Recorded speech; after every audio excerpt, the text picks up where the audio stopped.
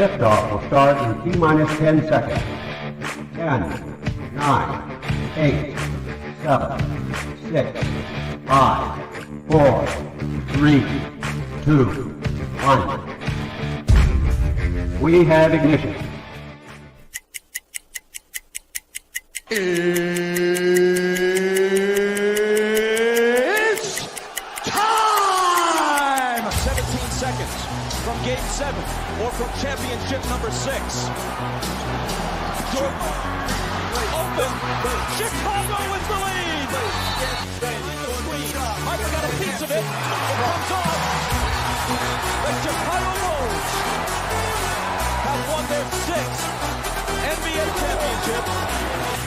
Tying run at second, 2 out. Palmero over the head of Jenks. Uribe charges, throws, out! And the White Sox have won the World Series. To the far side around the 8-yard line to Hester. Under it and to the middle with the 15 to the 20, breaks free to the 25 to the 30 to the outside. 40, midfield, 40, 30 to the coast, 20, 15, Hester 5. Oh! Touchdown!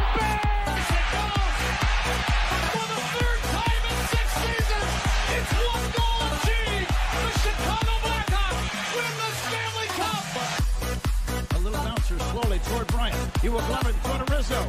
It's in time. And the Chicago Cubs win the World Series.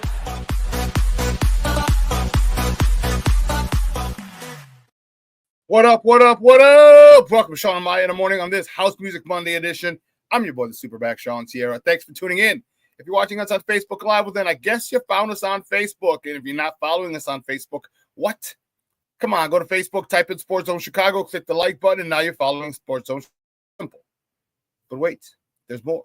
Go to the show's page, go to Shawn and Maya in the morning, like that page as well. So not only will you be following Sports Zone Chicago, but you'll be following Shawn and Maya in the morning as well. If you're watching us on our YouTube channel, excellent. And if you're not subscribed to our YouTube channel, for real, come on, man. Go to YouTube, type in Sports Zone Chicago, click the subscribe button, but also click the notification button. That's the little bell next to it, and that'll let you know anytime a show from Sports Zone Chicago is going live. Get it? Got it? Good.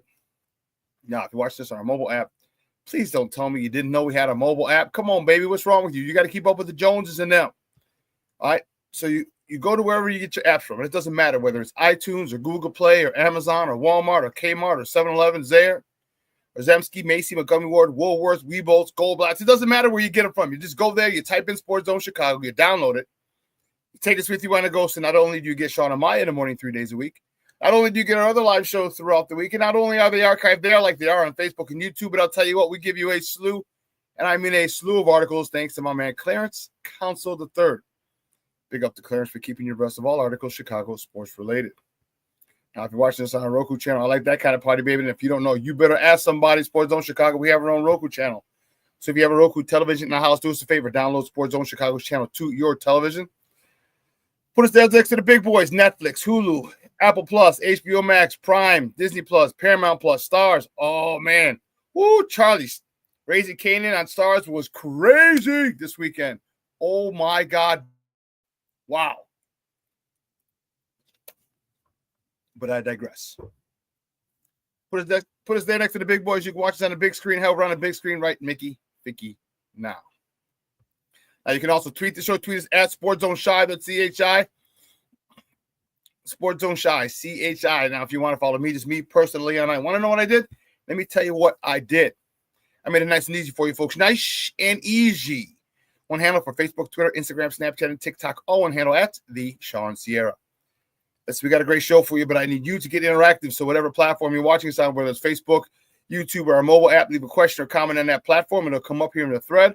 We'll put it up on the screen. We'll incorporate it into the show, and that, my peoples, is what makes this the best morning Chicago sports talk show around, and that's you. So bring them all, baby. Questions, comments, smart-ass remarks, because ain't nobody scared over here. And like The Rock said, baby, don't sing it. Just bring it. Let's check the chat, because the chat is jumping like crazy this morning. Cornelius Squalls, what up, what up, what up, sports owners?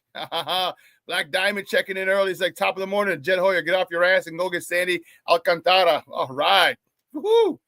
Cub fans getting fired up this morning. Levette Lee says, happy Cinco de Mayo, y'all. Yeah.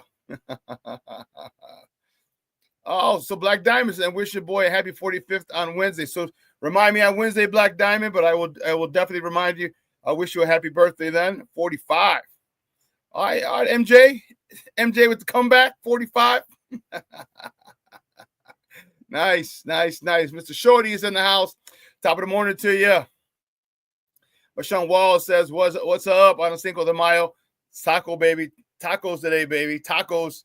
So Taco Monday, Taco Tuesday, Taco Wednesday, Taco Thursday.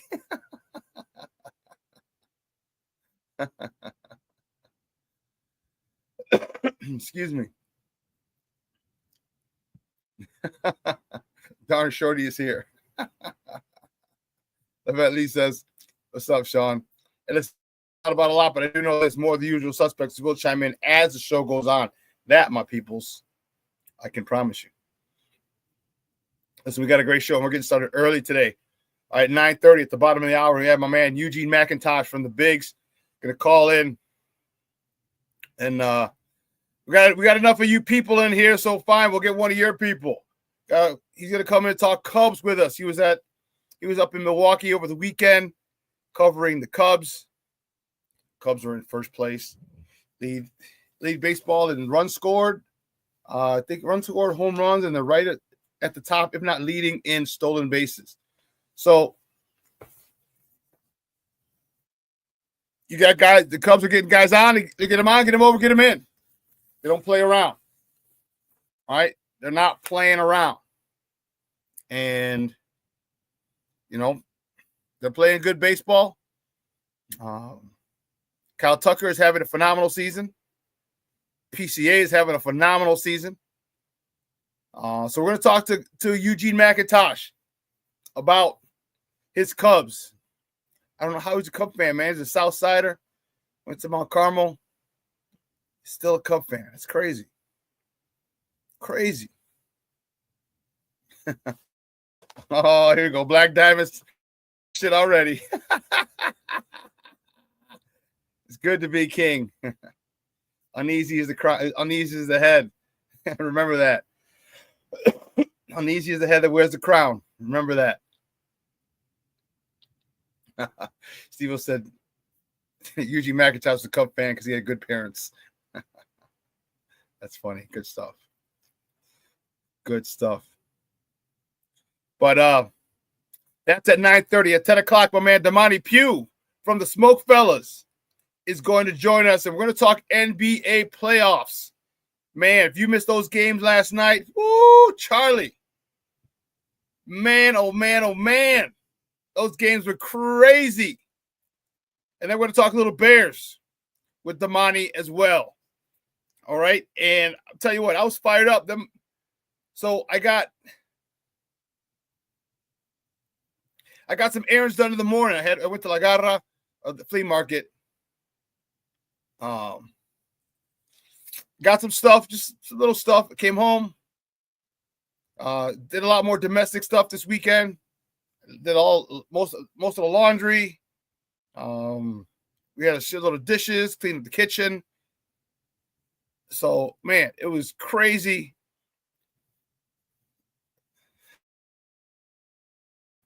So last night I was able to just sit down and watch sports.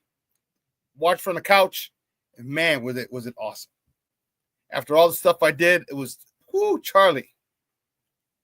Let me tell you that won in round 2 of the Indiana Pacers, and oh goodness, the Pacers. Who are they playing?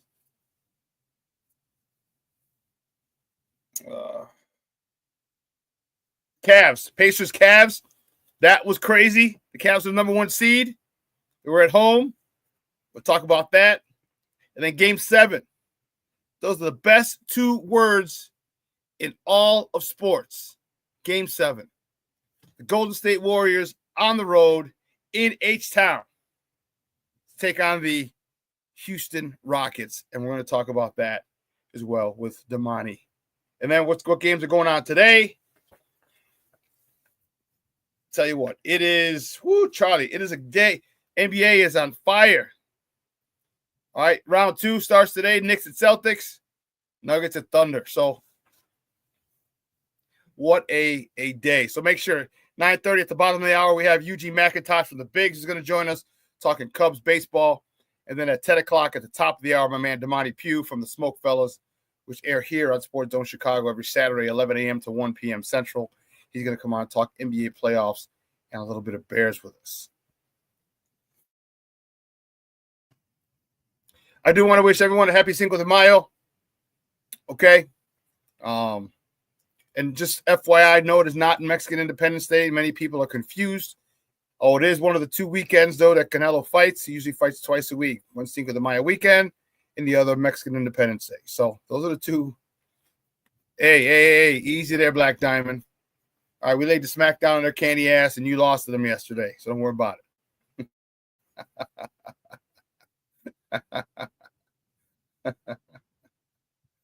Oh, man. Yeah, so Cinco de Mayo is a holiday. It was because it's called the Battle of Puebla. All right, it was one of the key battles for Mexico to gain its independence. It wasn't the reason they won it, but it was a key one, and that it was kind of the turning point of the war, and they defeated the French. Okay, so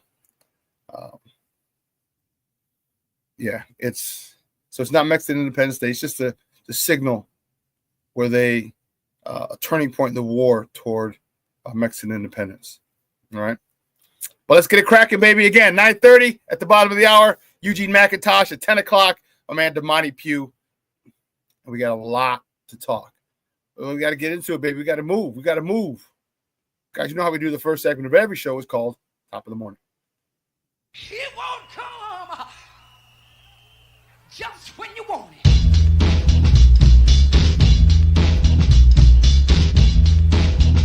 Top of the morning to you. Top of the morning to you.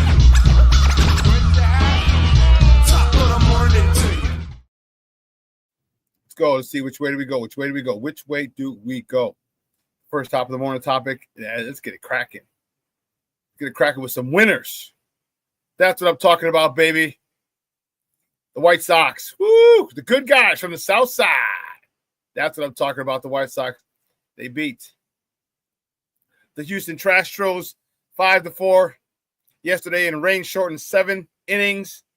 Sox were down 4-1. No, they were down 4-0, and they came back and scored 5 unanswered runs.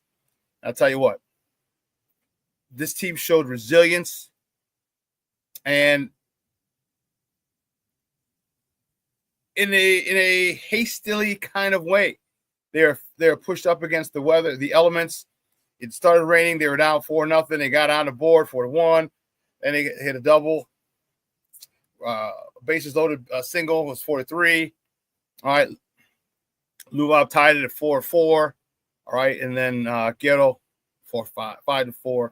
And then they went. It was great. They went to the end of the inning. They started at the top of the next inning, but rain came. Sox won. Took their second series of the season. Bryce Wilson, he got the start. He got a no decision. All right, he went 4 2/3, 9 hits, 4 earned runs, 2 walks, 4 punch outs. As I said, Lewis Robert 2 for 3 in RBI. The game tying RBI, his 15th of the season. Edgar Guerrero, he's 2 for 4 with the game winning RBI, his 8th of the season. Lenin Sosa was 1 for 2 with 2 RBIs, his 9th and 10th RBIs of the season. Today, the next top of the morning topic, the Sox travel to KC to face the Royals. First pitch is at 6:40 p.m. You can catch that game on Chicago Sportsnet or listen to it on their flagship station, ESPN 1000. The probables for today's game for the White Sox on the bump is Shane Smith, who's having a very good start to his year.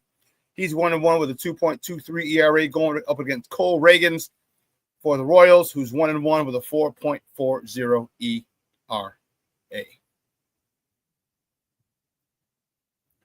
Next top of the morning topic, baby. Cubs get shut out by the Brew Crew up in Brewtown, 4-0. Shota Imanaga got the start. He got the loss. So you talk adding injury to insult. He got the loss. He's 3-2 on the season. He went 5 2/3, 4 hits, 2 earned runs, 1 walk, 4 punch outs. The 2 earned runs came in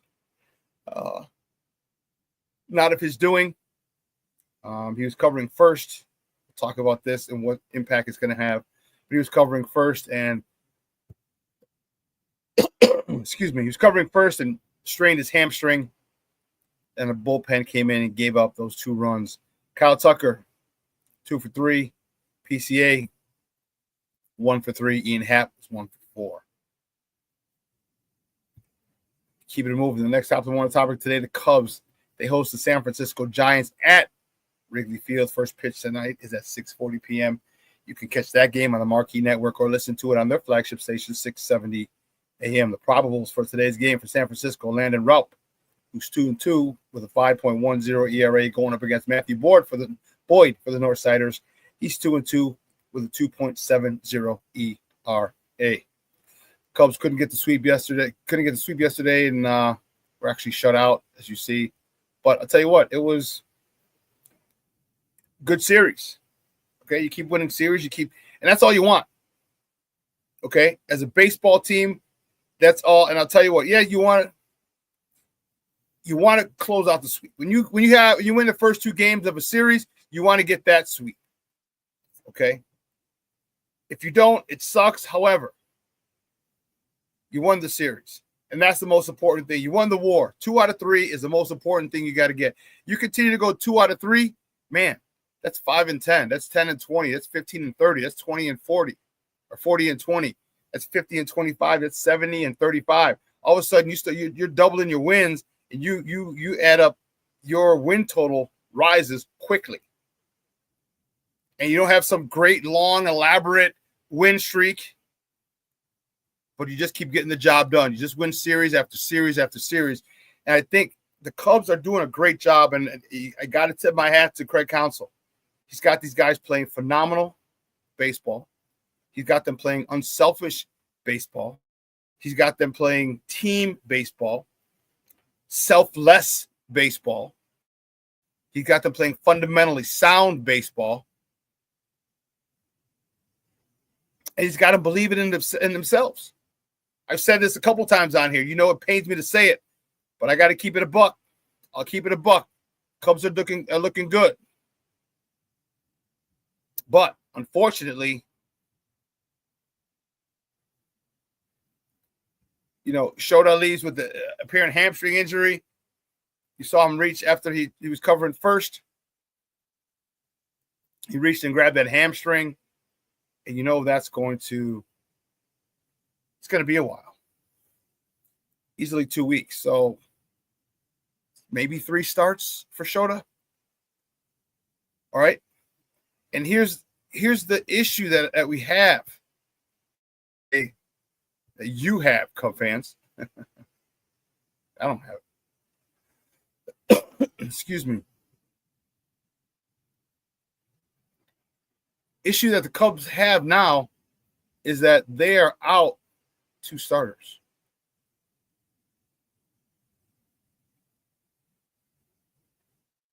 What do the Cubs do without Shota and Justin Steele? Justin Steele's out with elbow surgery. Okay. He's top of the order. He might be probably number 2. And then Shota was definitely your ace. He's number 1. You're out with him. You're out with him he's out for a while. What do you do? What do you do? All right, there's a lot of, 3 starts, that's 10 games, 15 games.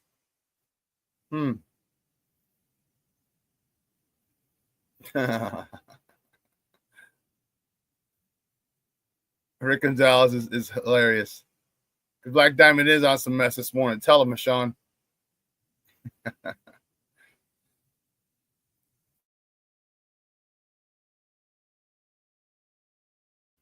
Rick Gonzalez says, all good, Black Diamond. By 2034, the Sox should have their shit. Hopefully. That'll be rebuild 5.0.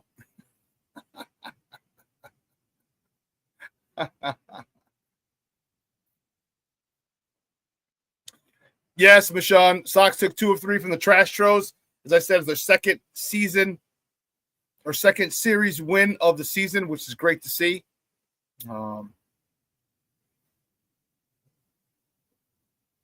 Yeah. King Book of World checking in. He's like, salute. Cornelius, Black Diamond, Shawn Levette, Rick, Junior Shorty. Salute everybody, and Shawn. Appreciate it, Black Diamond. King Book of World. Who else? Shorty says, good morning to all. I'm in a meeting again, but I have you on, Shawn. I appreciate it. My man, Junior Armando Emeterio Lara. Junior is in the house.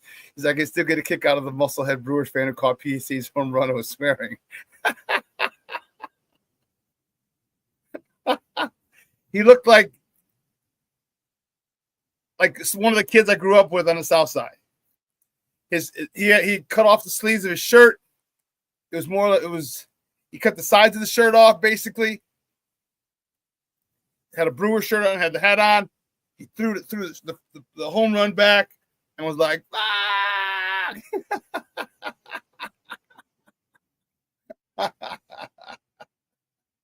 That was classic, dude. That was classic. That made my day, just watching that dude. Watching that dude get frustrated. So can we call it Wrigley North again or what? Because for a while it was Wrigley North, and then it became Millers Park South. Wrigley Field became Millers Park South, if you remember.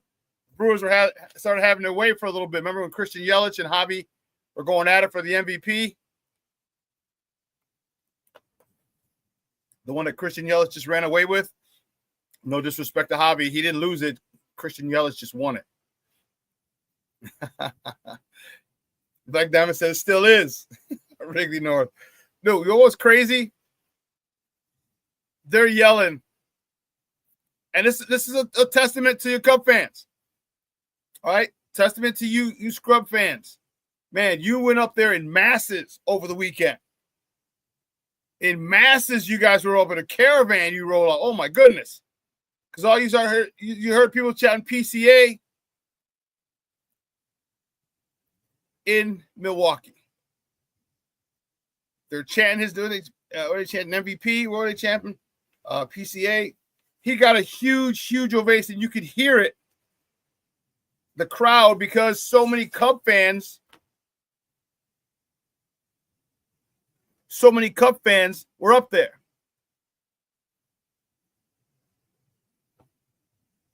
I know a good buddy of mine, one of my former coaching colleagues, him and his two sons were up there. They posted on Facebook. A couple other people I knew as well posted on Facebook that they were up there. Excuse me. So there was a lot of you up there. And that's a great place. You get to a little further than, coming south to tailgate, but you get to tailgate over there outside before the game.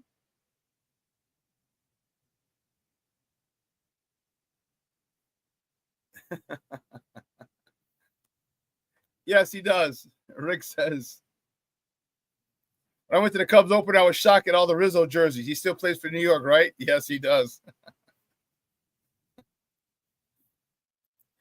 I laugh even harder, but last time I went to the Sox game last year, because I haven't gone this year yet, I saw a couple Sale jerseys. Chris Sale jerseys. Like, my man has moved on and won a World Series. He's long gone. And the people we got for him in that trade, they're gone too. That's a damn shame. Hurts his ouch. Not only is Chris Sale gone, but everyone we got for Chris Sale is gone too. That was something. But so what do you got? What are you Cubs going to do? I mean, you got helping the minors. You got top pitching prospect Cade Horton. All right, he has a 1.17 ERA in AAA this season. Is he an option? I think he should be.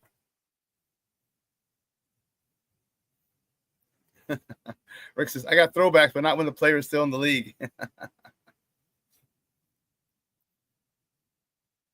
No, you didn't, King Booker World. Shut the front door. He's like, I saw Blackjack McDowell jersey last time I went.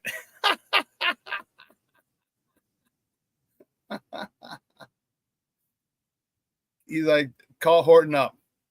Oh man, Jason says, I'm wearing my Bo Jackson, Tim Anderson, and Tank Thomas jerseys from now on. You see, this is why I don't get anyone's jersey. Oh, and Harold Baines. Jason, Harold is my favorite White Sox of all time. Harold Baines and then Ozzie Guillen in that order. Harold Baines. When I interviewed him, I swear to God, I felt like a fanboy. When I finally got to interview him, oh my goodness. Love Harold Baines. Love Harold Baines. But I get all my Sox jerseys, they're all customized. Sierra 33 on the back. And I just placed the order. I should have it. So I'm going June 5th.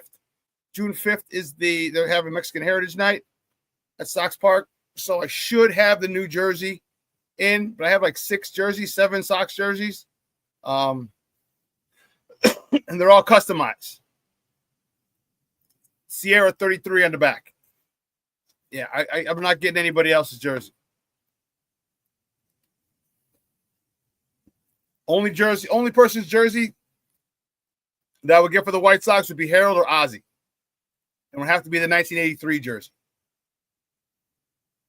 Those are the only ones I would get without my name on it. No. I don't even know half these mugs.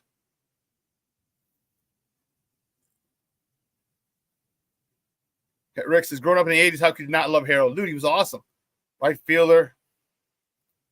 I don't think he deserves to be in the Hall of Fame, but I'll take it. I'll take it. That's something that's crazy, man. You know, I was excited.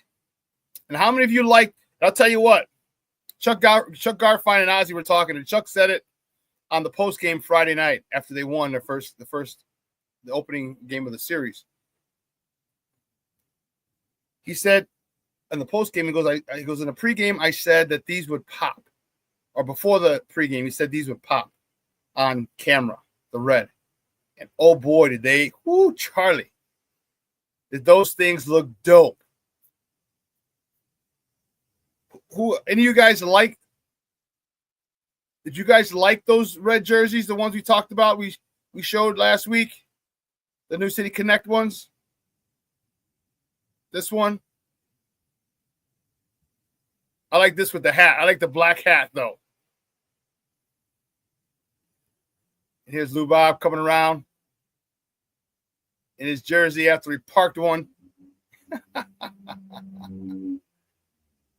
I think he parked one Friday. That's when it was. These things look dope.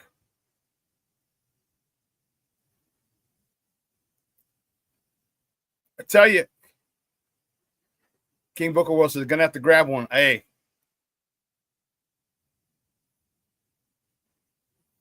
Told you, I got a guy. He come from China. But it takes a couple weeks.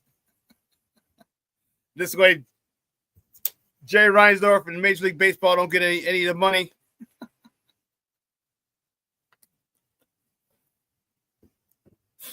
I love it. That's funny, Junior. That bring back the White Sox wearing shorts. Remember that was in the 70s. Bill Beck. It was a publicity stunt. Well, yeah, it is the Bulls. If you notice on the jersey at the bottom, or the tag it has a Sox Cub, the collabo, because he obviously owns both teams. So I think they're a fly. I think they're dope. And I'm telling you, some people say, well, it looks like a softball uniform. I'm like, that's what's dope about it. I mean, 16-inch softball was, growing up when I grew up, 16-inch softball was it. You go to the park and watch your uncles play, and have your brothers and sisters. All my cousins are mostly around my age. So we go see my uncle play, and it did look like Southside jerseys, like Harrison Park. They were dope. Those were dope. But I love them. Jason doesn't like, says no win up out of me. No los toros unis. Yeah, I hear you. I hear you. Hey, King Book of World, let me know. I told you I got a guy. I can plug you up. All right, and they won't get.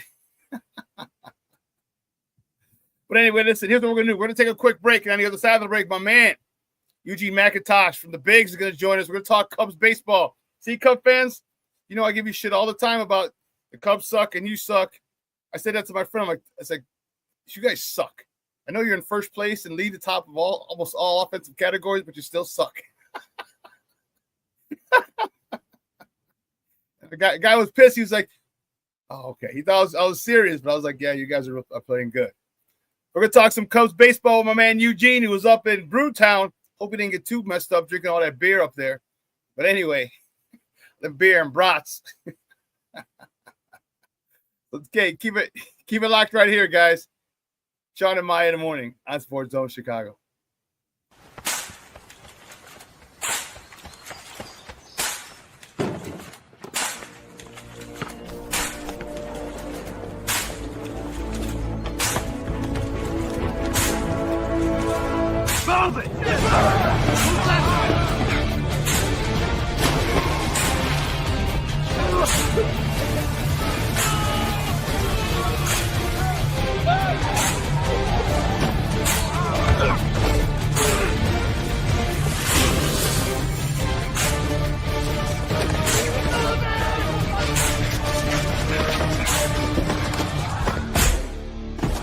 Many will hear the calling.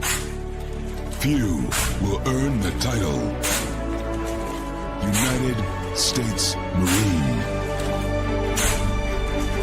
The few, the proud, the Marines.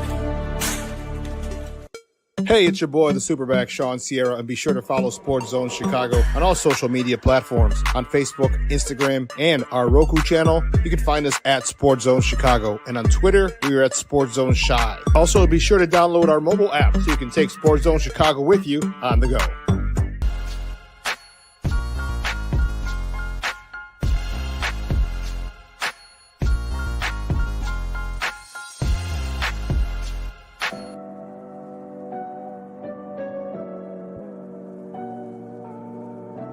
How do you take care of your mind health? For my mental health, I meditate in the mornings. I have my dogs. They're the best. I just find ways that help me just relax. Finding things that make me happy, like being close to my family. I meditate a lot and read books. I have hobbies outside of the game. I'm able to switch off. I'm able to turn my brain off from the game of basketball. Your mind health matters. Your mind health matters. We are looking for a few heroes, mentors, trailblazers, innovators, a passion to change lives, spark curiosity, open hearts, and awaken minds, help students answer the question, who am I? This could be your calling, but this is no job. It's the journey of a lifetime.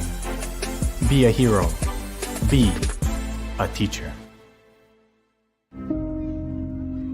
Mental health and learning disorders don't discriminate. 17 million children and adolescents in the United States live with disorders like anxiety, depression, ADHD, and dyslexia. Less than half get the help they need to thrive. Help the Child Mind Institute change these children's lives. Visit childmind.org.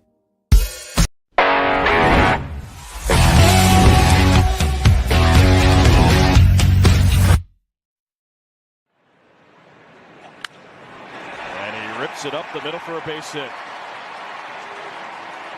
For more on Dansby Swanson, Taylor McGregor, what's up? Good pitch. Yeah, real good pitch. Off-speed pitch, and that brings me to my next point. So, League Baseball, and you're featuring that pitch. Can you give us a little primer on the kick change? Tucker into right. Leadoff single. 0-2. Swing and a miss, strike three. Shota is dealing. 1-2-3 in. Tucker, multi-hit game. Welcome back to Shawn and Maya in the morning on Sports Zone Chicago. Those Cubs courtesy of the Marquee Network. Those are the Cubs. Across the Cheddar Curtain, up in Milwaukee and Brewtown, could not get the sweep done, could not complete it. They fall to the Brew Crew 4-0. But I'll tell you what, it doesn't matter. It doesn't matter what they did. You know why? Because they won the series. Keep winning series, your win total jumps quickly. And that's all you want. You want 2 out of 3. But again, when you win the first 2, you always want to try and close it out because that sends a message later down the road to a team. Like, okay, they had the chance to sweep us, and they did. They didn't take their foot off our throats. Okay, and the teams understand they're going to be in a fight. Okay, but again, you won 2 out of 3. Congrats. All right. Well, listen, my next guest, good friend of the program. He's from the Bigs Media. Man, excited to talk to him. Former college baseball player.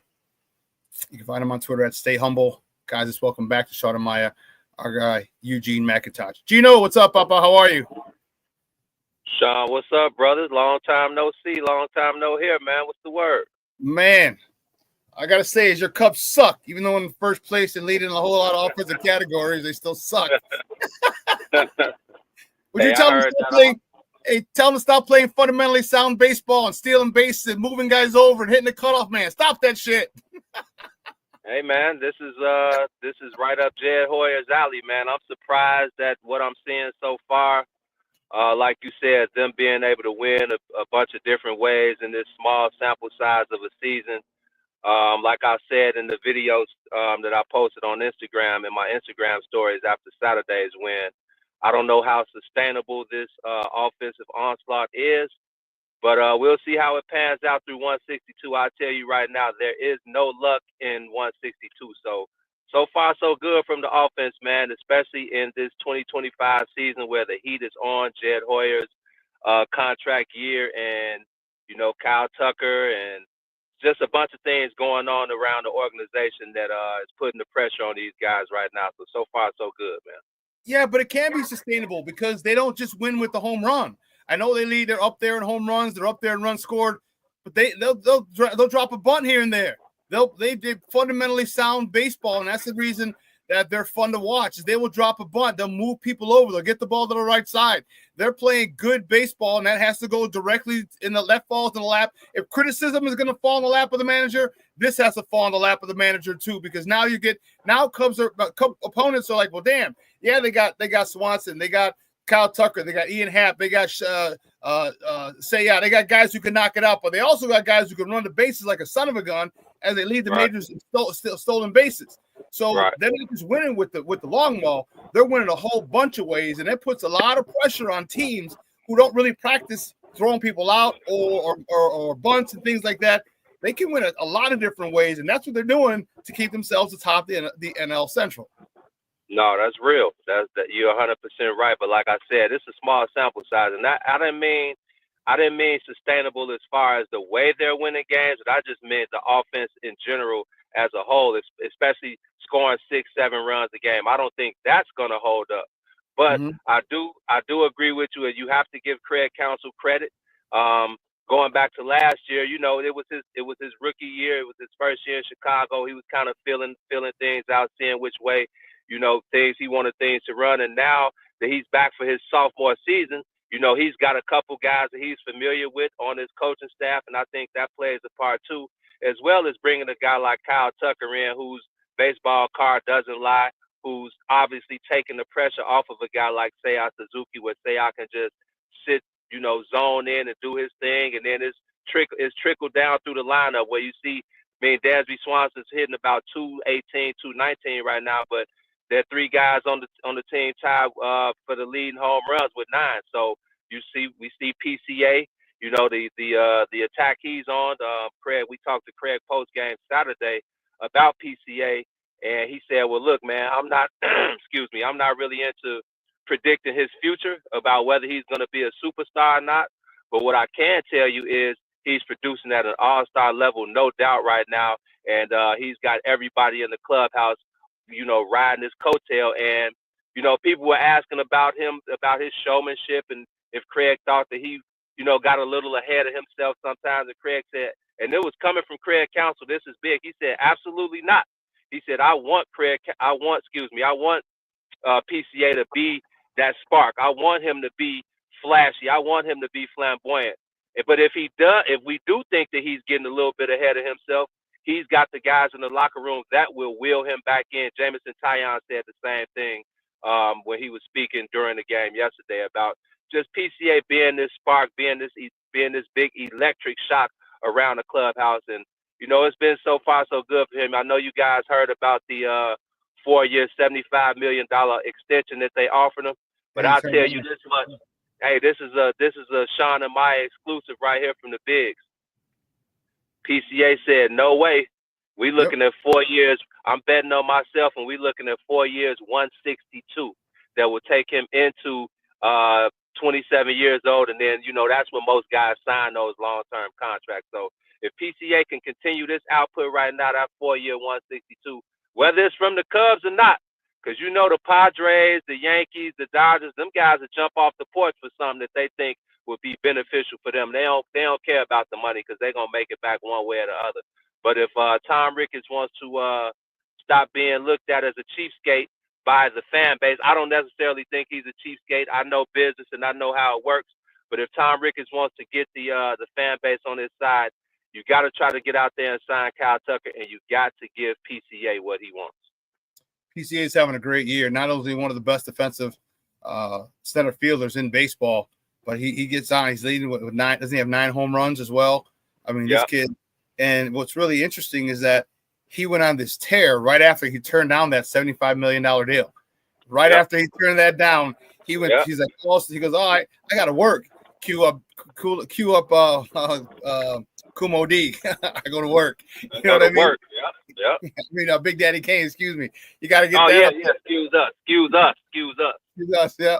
And you got because he has been, and he's been a terror on the base paths. He's his power and again his speed.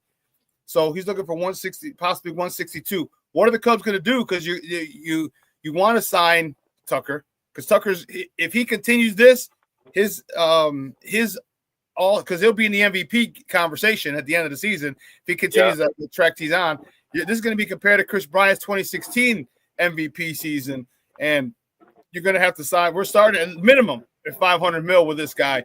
You guys are going to have to start. Do you think the Cubs would be willing to sign PCA and Tucker? Because Tucker's doing it, boy. He is doing it. He's living up to the hype. Yeah, I mean, Tom Ricketts has to open that checkbook if he. I mean, look at the potential. And look, Kyle Tucker's still a young guy. Like we know what he did in Houston, but that was a small sample size, man. Kyle Tucker is still he hasn't really reached his prime yet. So you're talking about 2 guys that one is in his early 20s, one is in his mid to late 20s. These guys can carry your franchise for the next 7, 8, however many years you want to sign them. So I'm with you, man. I think Kyle Tucker's definitely, if he continues this way, which, like I said, his baseball card doesn't lie. So he's definitely going to be $450 to $500 million, especially after Vlad Jr. got his $500. There's no reason why Kyle Tucker should settle for anything less. But the biggest thing is, does Kyle Tucker want to be here? And we hear about a lot of guys. If you go around the league, there are a lot of guys, they'll tell you there's nothing like playing Major League Baseball in Wrigley Field in the Chicago summer. And I can tell you, you know how it is up there, Shawn. It's electric. I've been to 3/4 of the stadiums around the MLB in the summertime, and I haven't seen anything like Wrigley in the summer. So I do agree with that. But the number one question is, does Kyle Tucker really want to be here in Chicago? And at the end of the day, the highest bidder usually wins, and that's usually going to be the Yankees, the Dodgers, the Padres. So like I said, if Tom Ricketts, if he wants to be etched in stone and move up, into the fan base's graces, he's going to have to open that pocketbook. And I think right now, he's seeing the fruits of his labor. We know he spent $1 billion on Wrigleyville. I call it Rickettsville. We know what's going on around there, and he's seeing the fruits of his labor. So I think right now it's time to drop the hammer. You lay it down on Kyle Tucker right now. You bring him in. Right now, I don't think he shouldn't even be talking. He should go and test the free agent waters. There's no reason for him to sign the extension. Now, go out there and test the waters and see what you got. But Tom Ricketts should definitely open that pocketbook if Kyle Tucker wants to be here. These are, like you said, him and PCA, 2 left-handed guys, in fact. that can take this franchise to new heights, man, in the future. Man, I'll tell you what, to be a Cub fan is pretty exciting right now. And the one thing that they don't quit. All right. They just don't, they're down X amount of runs. It doesn't matter. All right. It doesn't matter. They just feel with the power that they have in that lineup, they just feel they can come back at any time. And again, not just the power, you get them on, get them over, get them in. I mean, you need to score a run. Cool. You drag bunt, get a guy on, he'll steal second, base hit or pop or ground ball to the right side, gets them over to third. And I mean, they're doing a lot of fundamentally sound baseball, which I love. There's nothing like good baseball. Everyone loves the home run, the long ball, like the commercial back in the day. But there's nothing wrong. And I love seeing guys win the old-fashioned way when it puts pressure on the defense. And that's what you're doing. That's what the Cubs are doing. They're putting pressure on the defense, stealing bases, getting guys over, and that's fun baseball to watch. Which is why I think it's sustainable. All right, you can bunting it will go everywhere. Hitting home runs might not. You might hit a pitcher who's on, but man, you could bunt and get them on, get them over, get them in. So you guys are in a good situation right now atop the NL Central. But one of the situations that you got to face is now you just lost your top two starters. Justin Steele was out with an elbow injury, elbow surgery. He'll be out for the year. And then Shota yesterday. What do the Cubs do right now? Do you call up Cade Horton because you got two spots that you need right now because he's at a 1.18 ERA down in AAA. What do the Cubs do while these two guys are out? I think there's only one move you can do, and that's to bring Cade Horton up, man. I think at this point in the season, you don't see too many teams trying to make trades before Memorial Day. At least, if you do that, you basically, especially for your main guys, you're basically telling the fan base that we gave up for this season. You really don't want to do that. So I don't see them making any trades right now. So the only thing you can do is bring Cade Horton up. He's been killed. What do you have the farm for? What do you have those guys down there for? The saying, Shawn, what better time than now? Like you said, below 1.20 ERA, he's been dominating down there. I talked to a couple of my friends yesterday that were asking me the same questions. And I'm like, hey, man, you can't be worried about his confidence being shot if he comes up here and he doesn't succeed. That's part of the game. You send him back down and then let him get his mind right. But as of right now, I think there's only one move, and that's to bring Cade Horton up.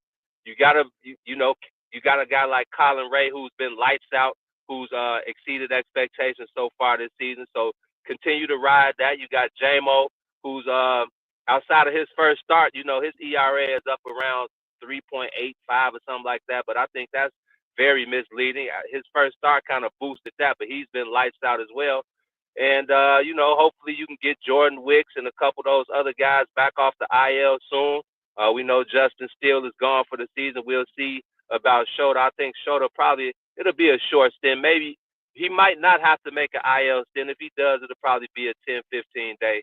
He said it wasn't his hamstring. He said it was the front of his thigh, which is, that's a good sign just from hearing that. So, like I said, I think the only thing you can do right now is to bring up Cade Horton, throw him in the fire, let him get his feet wet and see how he does, and don't worry about him losing his confidence, man. It's the big boy league. Yeah, it's interesting because he grabbed his hamstring right away yesterday. Why he would say the front, or maybe it's something lost in translation because, hey, you and I are both athletes. When a hamstring goes, you grab the back of that leg. We know what it is. We know 100%. What it is.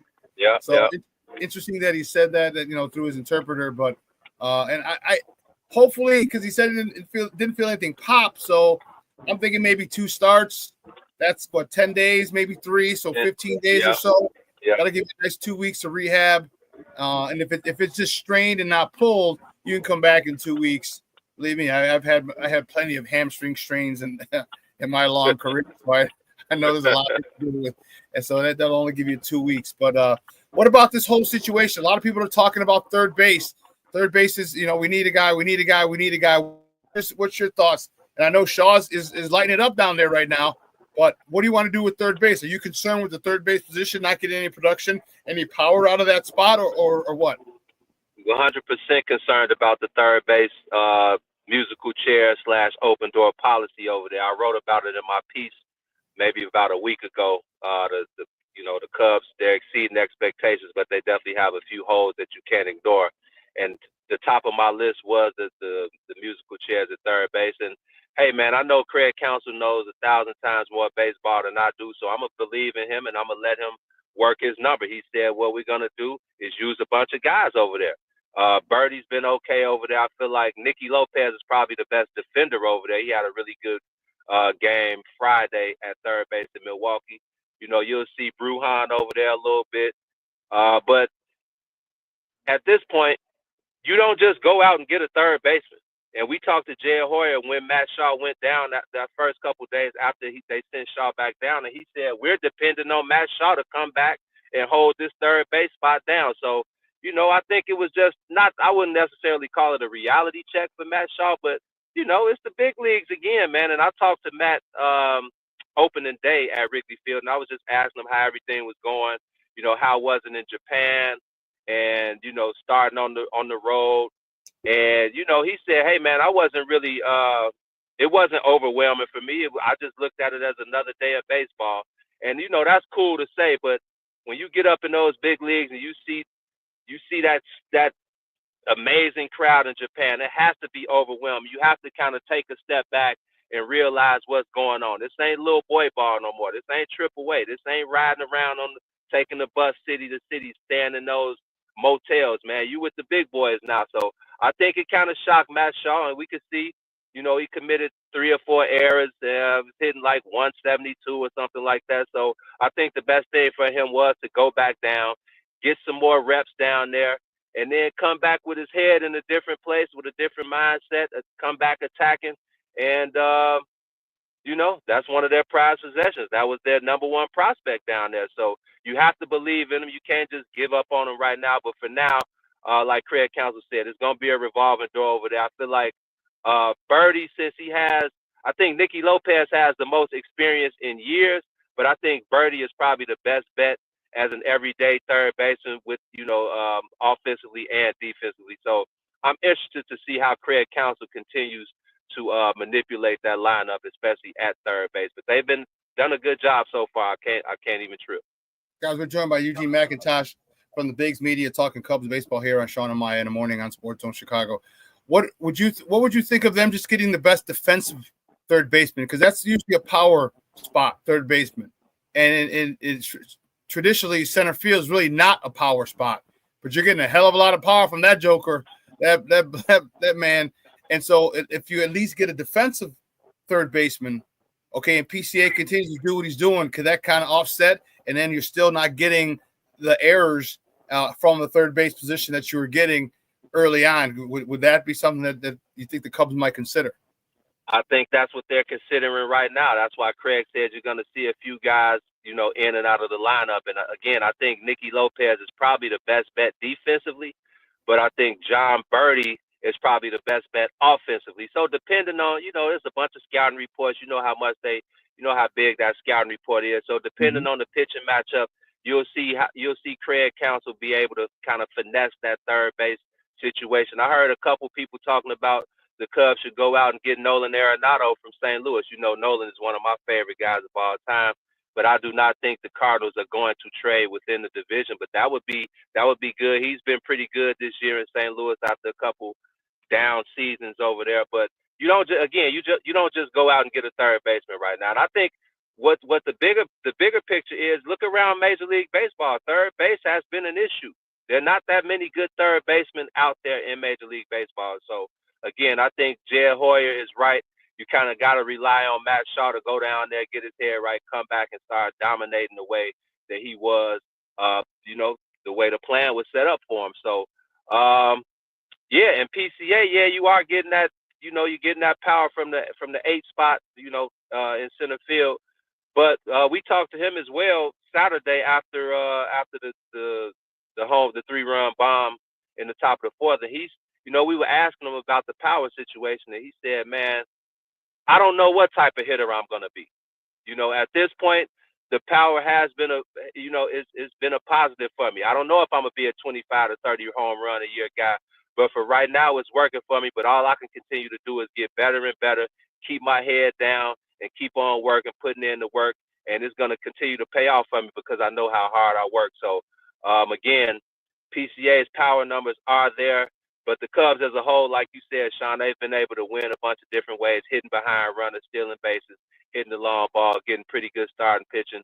The bullpen hasn't been that bad so far, but there have been, a few bullpen sightings that, may have a few Cubs fans worried about the bullpen.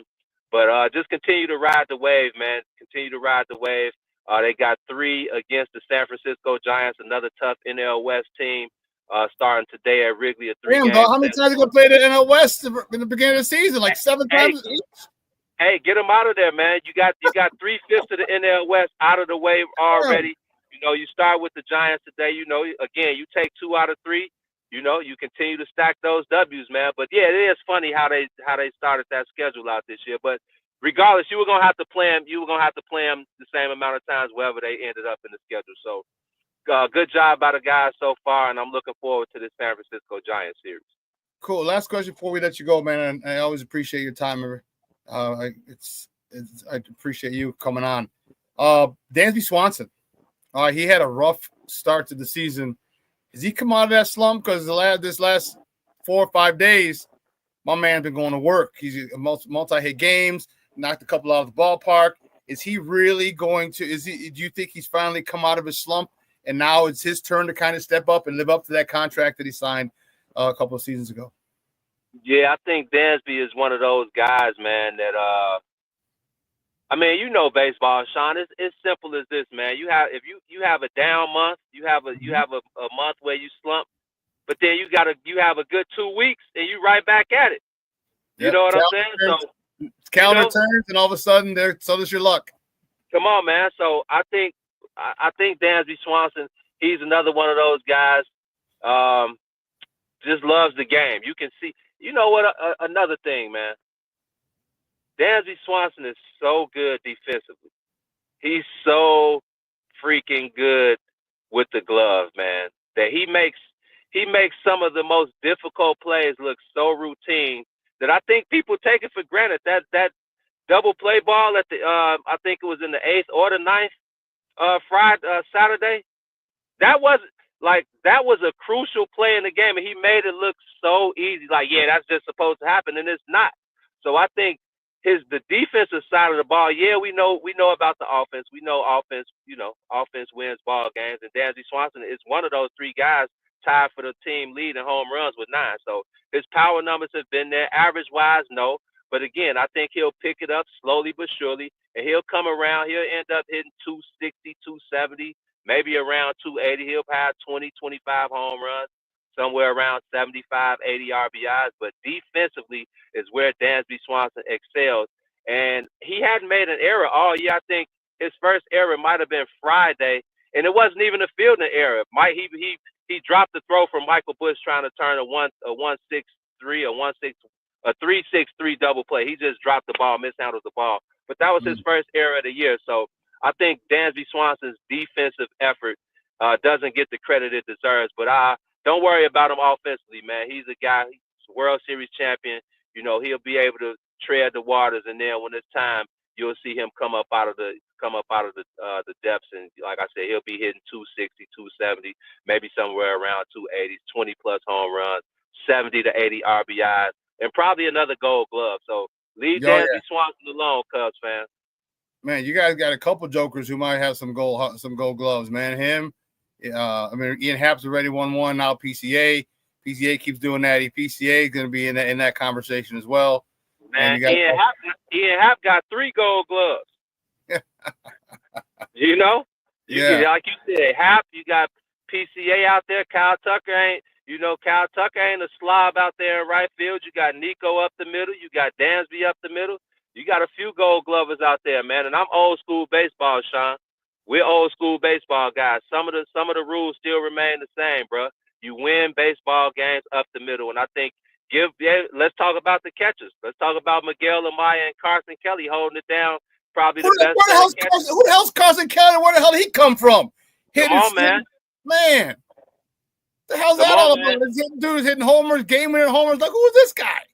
Hey, man. Change of scenery works for some guys, man, and give Carson Kelly credit for coming in and putting the pressure on Miguel Amaya. I don't necessarily think this was a make or break year for Miguel Amaya, But it was time for him to show and prove, man. And I think with Carson Kelly coming in and being a viable candidate for that starting job, I think it's put the pressure on him, and it's brought the best out of both of them. So give those guys credit. And like I said, you win baseball games and championships up the middle with Dansby, Nico, PCA, and those two guys behind the dish. And then you get your starting pitching, get them in order. You bring K Horton up, see what he's got, and just continue to ride that wave, man. And Hey, Gino, there is 62, man. There is no luck in 162. So small sample size so far. The guys have done a great job. They've exceeded expectations, but we'll see how it pans out over 162. Gino, great stuff as always, man. I really appreciate it. But do me a favor before you go, let everybody know where they can find you and your work online. No doubt, man. I appreciate you always. Like I tell you, man, I'm a phone call or email away anytime you need me. You can find me on, actually, my Twitter has been hacked. My Twitter was hacked about 5 months ago, so I am no longer on there as of now at Stay Humble. Stay Humble is we're trying to work it, get it back on, but right now I'm not at Stay Humble right now. So just follow us at It's the Bigs on Twitter, on Instagram. Go to the website, www.thebigs.us. We got the website back up and running. It's cracking. We got Bears news from Herb Howard. We got Bulls news from Drew Stevens. We got Cubs and White Sox and high school baseball from me and my founder, Terrence Tomlin. So, or just Google the Bigs, man. We all over the place, man. It's been a good year.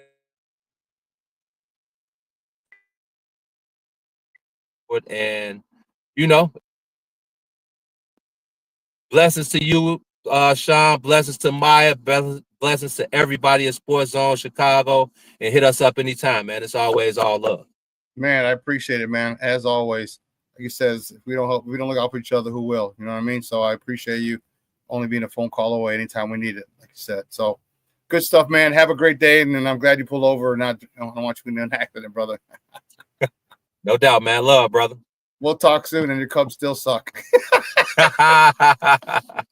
Hey, we won our second series of the season yesterday. Yes.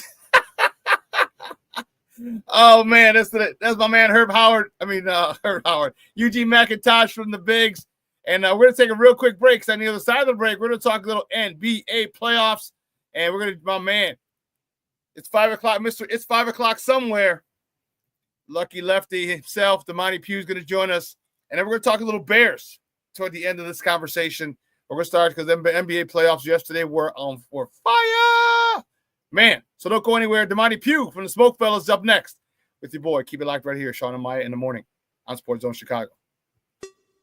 Hey, it's your boy, the SuperBack, Shawn Sierra, and be sure to follow Sports Zone Chicago on all social media platforms, on Facebook, Instagram, and our Roku channel. You can find us at Sports Zone Chicago, and on Twitter, we are at Sports Zone Shy. Also, be sure to download our mobile app so you can take Sports Zone Chicago with you on the go.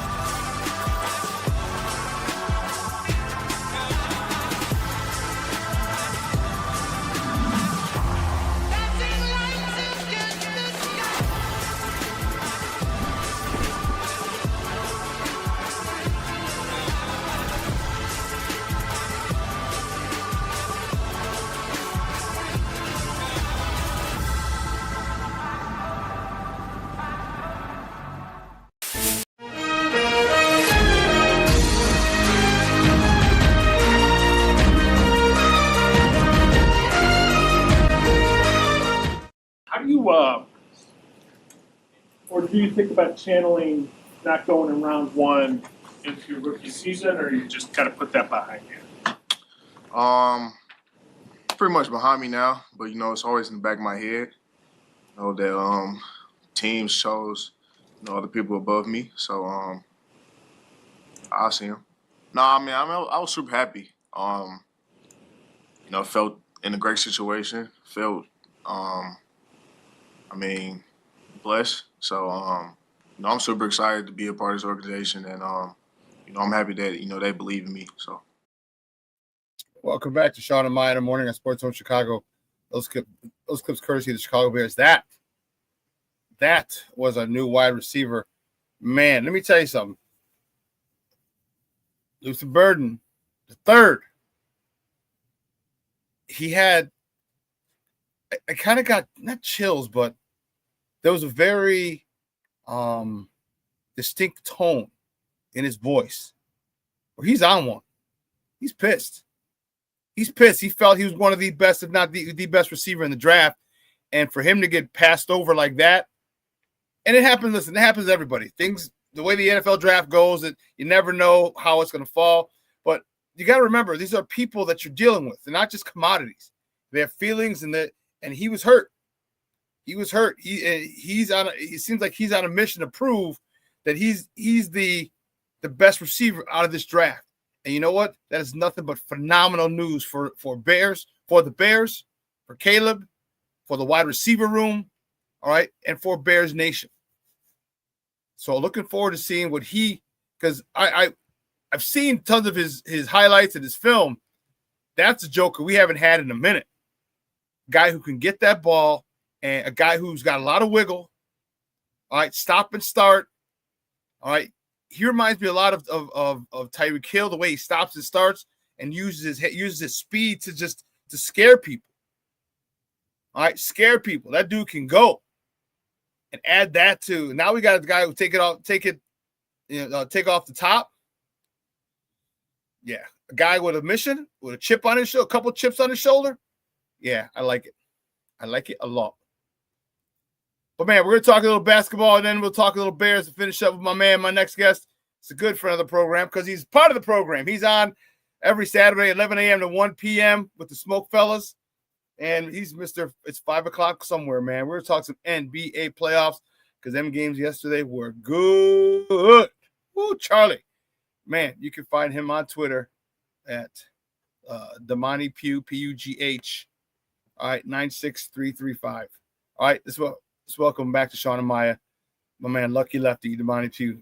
Lefty, what's up, Papa? How are you? Hey, good morning. Good morning. Happy Monday, man. Happy Cinco de Mayo, man. Hey, how's the Derby and Fedora's party? It looked good. Oh, man, it was great. Everybody looked good, man. It came out. Everybody showed out with the hats. Thought it was a GQ photo shoot or something. Damn, dog. Man, they did it up. They did it up, man. It's become one of my favorite events. One of the ones I look forward to, man, every year. So it was great time.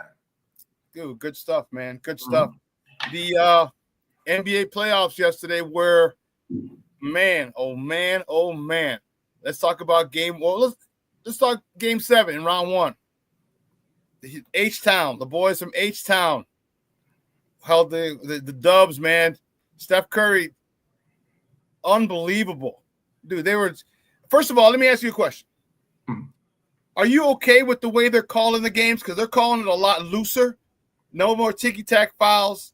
All right, you're able to grab people, push people, hit people in the chest when they're going up for layups. If you're blocking the ball, whole bunch of stuff, very reminiscent of the way we grew up watching basketball in the 90s. Are you cool with it, or do you think there should be more of a happy medium? No, as long as they call it on both ends, I'm okay with it. As long as it's not like favored towards one team, it seems to be they calling it pretty even. You're not seeing a huge free throw discrepancy so far. So, and I don't know if it's not lack of superstardom. I don't know what it is, but the physical play, let them get at it. Now, some of the Draymond stuff is a little, he goes overboard, which there's something we could probably talk about. We start talking about next round because he's like a tech away or a flagrant away from being suspended. So, yeah, but the physical play, letting them go at it. It is reminiscent of our days when you kind of let them, as long as you don't get out of hand. Right.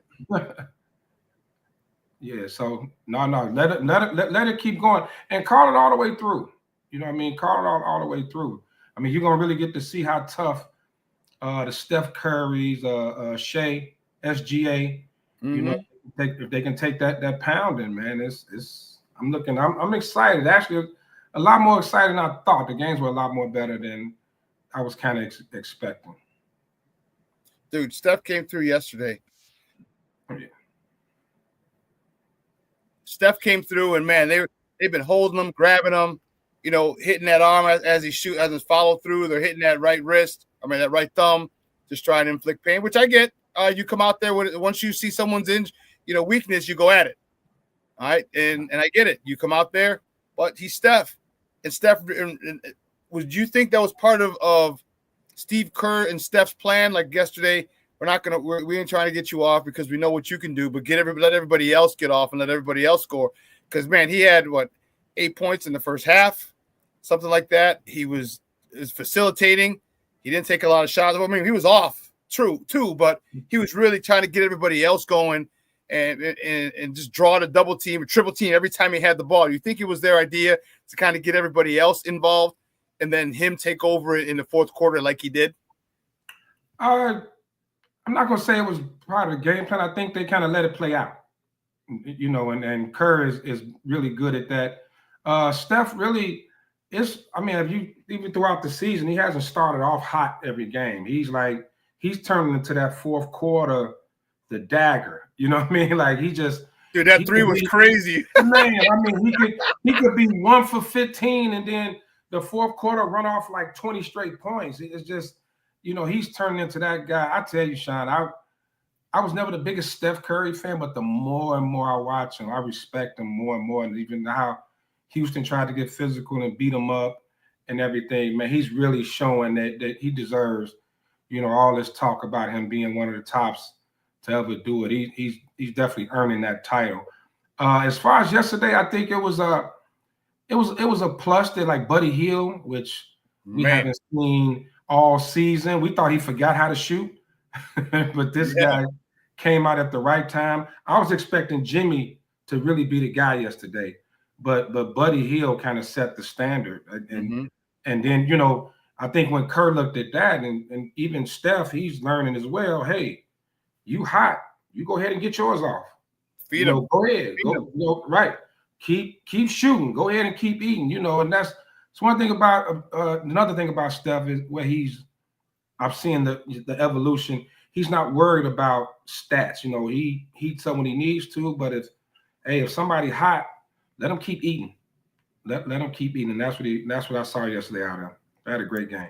Yeah, and it was. And I love the fact that he was, you know, Steph is just Steph. He's just calm, cool, collected, you know, through all the physical play, through the poor start to shooting.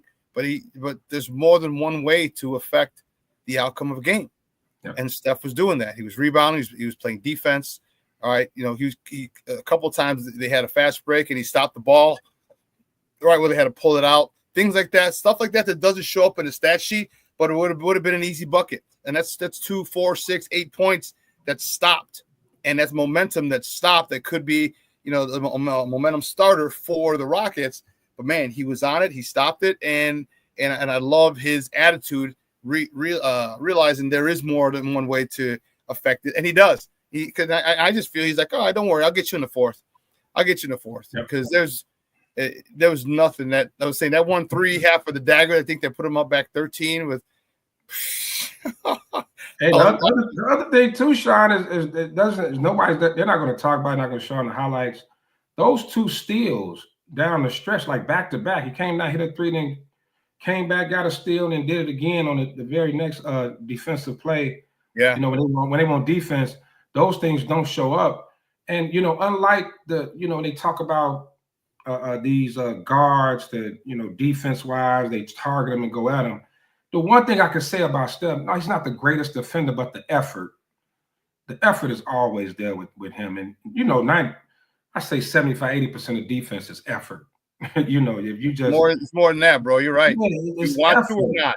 Yeah, like when you talk about the Lucas and they were talking about Jalen Brunson earlier, you know, like how they target him. But a lot of it is just effort. They don't have a shot blocker back there. You know, they really don't have any. They don't have a lot of bigs back there. So he puts forth the effort, And it showed yesterday. It really showed yesterday. It did, and man, you're talking about the steal where he got it, and Jimmy's kind of got in front of the dude. The I don't know why I want to say Caldwell, not Thompson. The kid that's supposed to be the man over there. Yeah, yeah, and the dude just pushed him, and then they had to go through. But if you're right, that steal was perfect. Steph had it. He saw his back was turned. He goes, I can get it. He goes, I can poke the ball out. He did, and a breakaway, ended up being a breakaway foul. Just smart, high basketball IQ from Steph, and man, it was awesome. So now they're moving on. All right, they're playing the T-Wolves. Was it the second time a 6 and 7 seed are playing this late? Your thoughts on that? On them moving onto Minnesota? That game is tomorrow, starting in Minnesota. Interesting. Ant-Man, aka the Legend Killer. He gets his chance to take down Steph and playoff Jimmy. Yeah. Yeah. You know what? It's interesting matchup. It goes to show how tight the West really was. And how tight the West really was. Like you said, 6 versus 7. Minnesota went from they were almost in the play-in to they get a second round home court advantage series versus Golden State. My fear with Golden State is, remember they had to go through the play-in. They just went through a 7-game series, and now you're going up against a Minnesota team that I think is even more physical than Houston was. Julius Randle. That the face of that whole thing with them when they did the trade with Cat, I was totally against. I thought it was a bad move, but in that Lakers series, it showed why you get a Julius Randle. That guy, I mean, he's reckless abandon. He's gonna go in. I want to see Draymond try to play with him with the little slaps in the head and the hard fouls. Try to play with Julius Randle. It's gonna be a little something different with him. And the same with that man. That team just has a certain toughness to it. They definitely had a size with Gobert. Down there as well, with Naz Reid coming off the bench.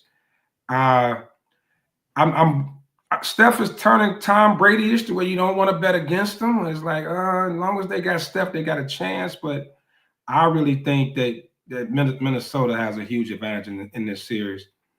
A huge advantage. Yeah, I think that it just might be coming.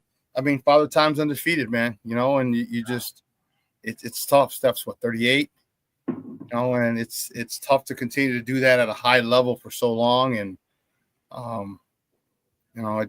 wish them the best. I'd love for them to get at least to the, if they can somehow get to the finals, which I don't see, that'd be crazy. But I think they're done. The Golden State Warriors are done. It was a great run. All right. You realize it's been almost 6 years.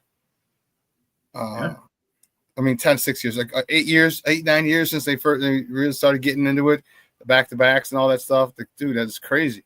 That is just insane how fast time flies, and so it I hope they can pull it off, but I just don't think so. Let's talk about game. I'm sorry, go ahead. No, I think we're looking at the changing of the guard. Yeah. As we say, from the LeBrons, Durant's, and these guys, Steph, these guys, it's Ant-Man's time. It's SGA's time, We already know Joker, arguably the best player in the world right now, averaging a triple-double in the playoff in his first round series against the Clippers, and a very good Zubac. Was a good defensive center. Like that, you definitely seeing a change in the guard, especially in the West.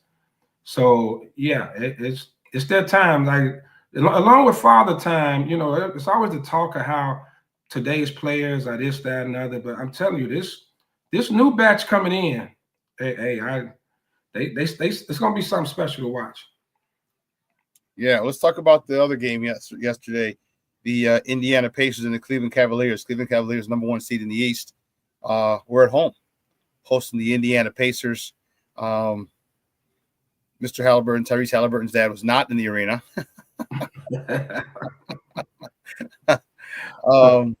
he was banned from the rest of the Indiana home games. We'll talk about that in a second. But big upset. Indiana steals the home court advantage with a 121-112 victory in the land in Game 1 of the Eastern Conference semifinals. What did you think of that game? How do you think that plays out after that? After Indiana stole the home court, can they go on? Can they go back there tomorrow and take Game 2? I was actually surprised at how well Indiana matches up with Cleveland, even throughout the regular season. I really didn't know that Indiana gives them a lot of problems. And with Garland being injured, I don't know. Some of it could be though with Cleveland. Maybe this was a wake up call because the Miami series was such a sleepwalk. When you beat a team by 50. Yep. And I'm with King Booker, the long layoffs always. But for some reason, we even after them going to the Eastern Conference Finals last year, we all still just kind of sleep on Indiana. Yeah. We just don't really look at them. I don't think they get the respect that they deserve. They're well coached. Halliburton is surprisingly, he's a lot better than people give him credit for. He doesn't get the media attention and things like that, but he's been a killer. Siakam over there. I still think Cleveland gets the series. I think Cleveland wakes up. Like I say, the long layoff, and when you go through a playoff series like that Miami series, that was just absolutely horrible. I wish Miami would have just laid down and let our Bulls get net, at least put forth some effort. Yeah, you lose about 50 in an elimination game, man. Come on, man. At home? At home. Oh my God. When I was texting you guys, I'm like, man, they're down 50. They're down 55. They're down 60. That's crazy. An elimination game in the playoffs. And so, I'll give Cleveland a little bit of pass, but we'll see tomorrow. We'll see tomorrow. If Cleveland don't come out on fire, like playing like your season on the line, like this is a big game. You don't want to go down 2-0 and going into somebody else's home floor. So let's see what Cleveland is made of. I don't know how much adversity Cleveland's really been through this year, because they seem to they were the number 1 seed in the East like all the way through. Damn, a long time, yeah. All the way through. So here's a little adversity. Here's the test. Let's see what they made of. Let's see what they made. This is a team that you had problems with all year. It's a kind of not exactly a must-win game, but as close as you're gonna get to a must-win. Let's see what they got. Yeah, and Tyrese Halliburton, 22 points, 13 dimes. Man, he looked good. That kid is young and super duper talented, man. And he's just, man, I really, really like that young man. Real quick, let's discuss the thing with his father. He went up to the Greek Freak talking ish, and what did you think of that whole situation? Are you okay with the ban of him from the Pacers games now? Yeah, I think it was the right thing to do. It was definitely the right thing to do. I mean, what else could you really do? You can't punish the team, and you can't punish his son for what his father, for what his father did. It's going on with this trend of, man, F around and find out. People keep running up on these athletes. They're sweet.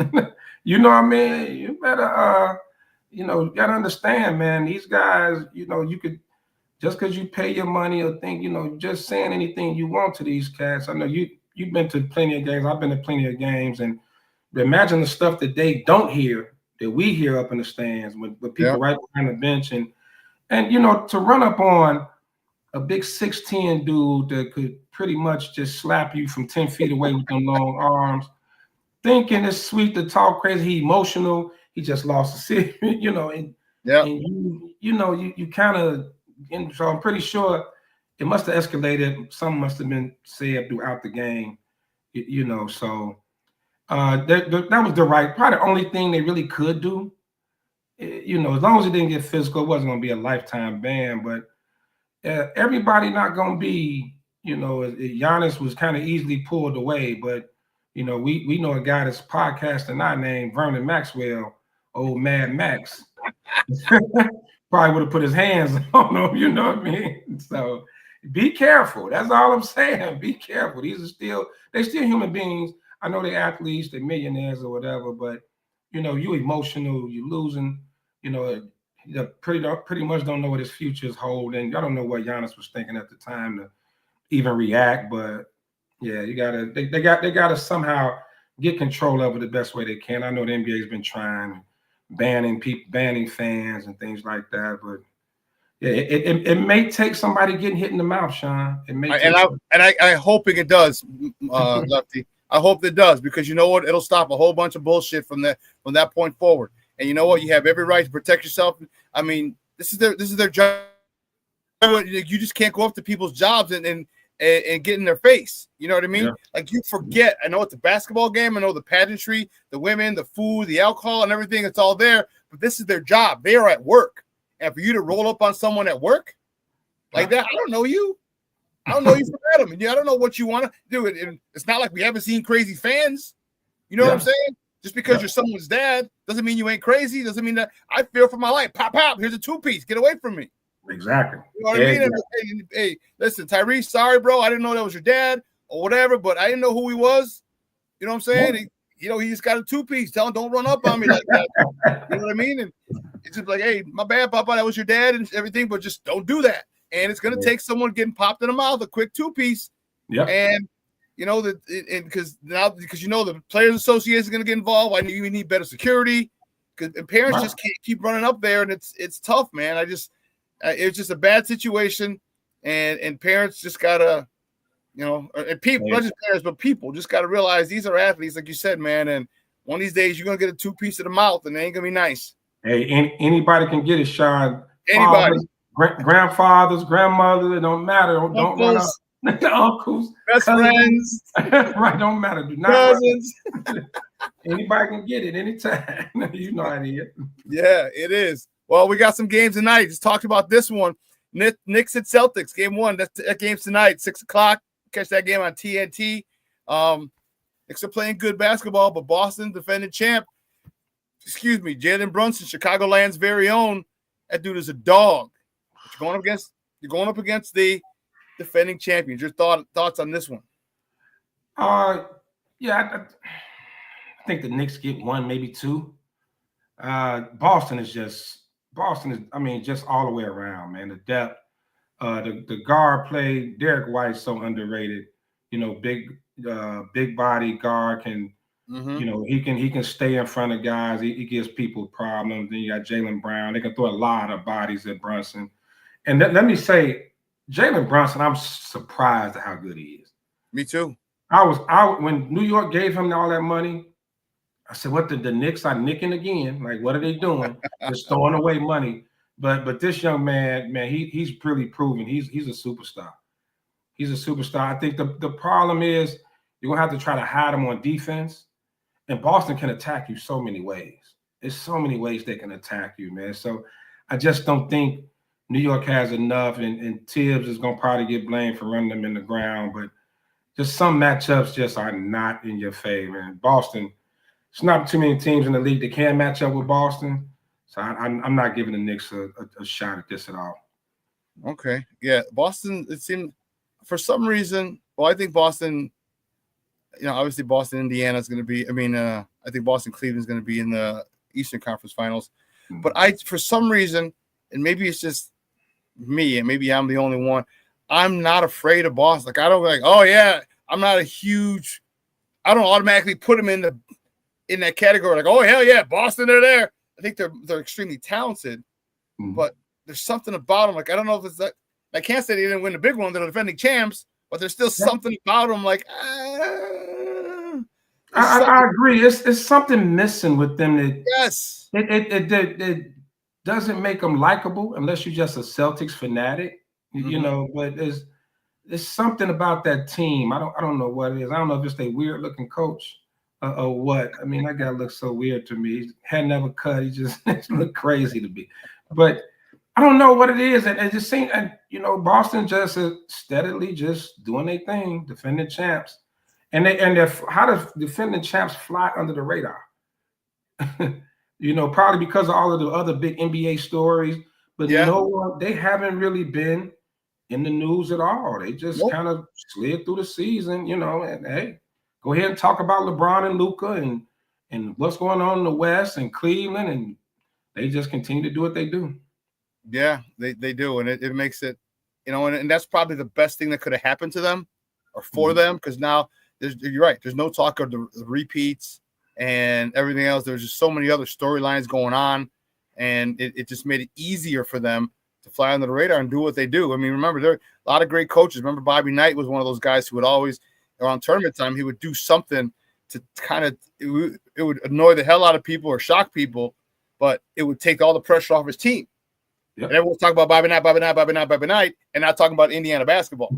And you know what I mean? And whether it's, with the thing with Calvert Chaney or so, whatever, it always took the focus on. And there are more than enough storylines this year in the NBA to go around to kind of take it off of Boston. And that's probably the best thing for them. They didn't have to live up to the hype. They didn't have to live up to the talk about, are you going to repeat? Nothing. And they just, you said it. They went about their business, kept their head down, shut their mouth. Wasn't pretty. They just won. Best road record in the league, like by ridiculous amount. Like their road record is ridiculous, and that's crazy. And that's a sign of a champion. Like when you're on the road, when you travel, everybody's on board, same page. We're all rolling the same way, and to have that type of focus on the road. I used to like road games when I played, because now we're all together, and because I don't know how it is for basketball. Because I know for football, even home games they put you up. Even home games, we stayed at a hotel, and even the Bears, they stay downtown. Another hotel, they stay downtown because they don't want any problems with you trying to get in from Lake Forest or from the North Shore, and everybody stays there. But I don't know how it is for basketball as far as home games, because there's just so many. You know what I mean? But on the road, you're focused, you're all together. You're on one mission, and that's hats off to them. You kind of had that, us against the world. Even the same in basketball, though. With basketball and football, it's that hey, it's us against the world. And sometimes it's some guys really, really energize off messing with the hometown. You're the visitor, pissing off the home fans. Some guys really feed off that. Yes, they love being a villain. They love going being the asshole that everybody hates, and then the boos for them and all the cussing at them, that fires them up, and people enjoy that. Yep. Whatever works. In the West, the other semifinal game in the West is the Nuggets at the Thunder. I think it's gonna be a good one. Nuggets are defending. A champ from a couple years ago. OKC Thunder, man, they got a squad, man. They got a squad. How do you see this one playing out? Oh man, this is a tough call, because everybody kind of counted Denver out after firing Malone and thinking, they didn't have the type of season everyone was expecting from them. But even still, Joker was still in it. Well, they haven't announced MVP yet. Everybody thinks SGA pretty much has it locked down. Yeah. But this is something. This series is very interesting. I'll be tuned into that game more than the Boston New York series. That kind of looking at that Memphis OKC series was a little boring, even though you had Ja Morant. But I did notice SGA averaged 32 in the season, playoffs 27. And that 27, kind of some of those were stat stuffers. We were actually all in the group text talking about it. That game, they were up 20, and he's had a poor game. He only had like 18, 20 points. He kept shooting. They were blowing him out. It was the fourth quarter. We wondered why they didn't pull him, but he kept shooting, ended up getting his points up to like 28. So I'm wondering how it's going to be interesting to see how Denver plays them. Denver can give them problems, but I think OKC is so deep. Yeah, they are so deep. Jamal Murray is going to be big, though. Our Joker can't do it by himself. Like, we need to see that Jamal Murray, the Laker killer, over the last few years in the playoffs. If that guy shows up,